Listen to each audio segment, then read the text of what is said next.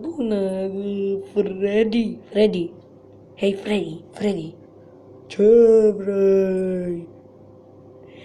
Eu zic că trebuie să mergem deja, că e 5 AM. Mai stăm un pic. Bă, Freddy, ce vrei? Vrei să scând ceva? Nu. Bine, încep acum. 3, 2, 1. Tanki, taza, tengi, tonga, tanki, ta. Tanki. Hai, taci odată că strag cu chitară în cap. Ei, băieți, nu vă mai certați.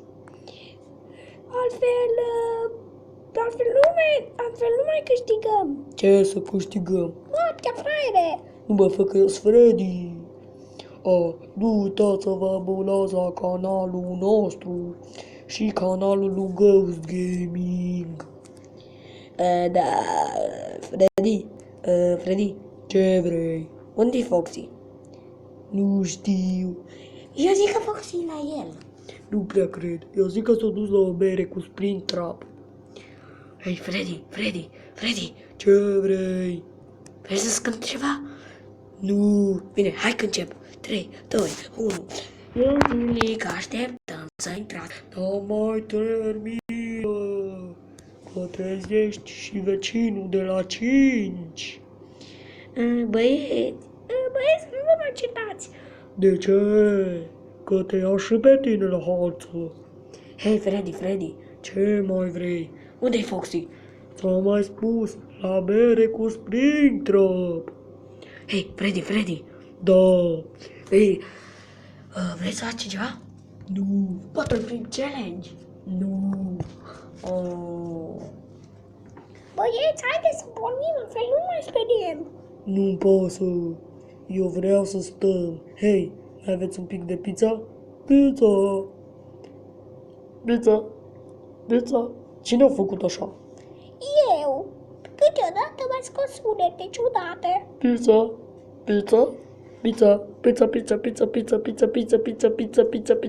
Taci odată. Hei, Freddy. Știi ce-o posta Cioloș?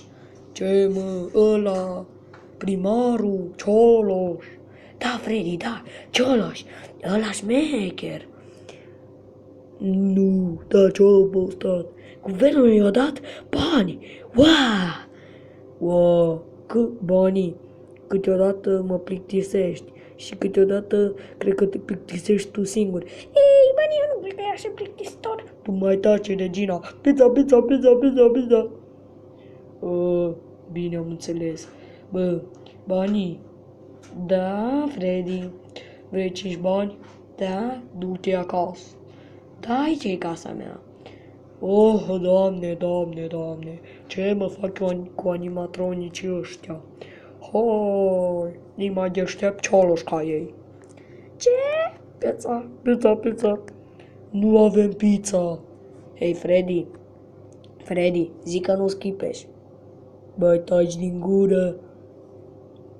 Bine, atunci. Ding dong, ding dong. Yeah! Bine, animatronicii s-au oprit. Pa!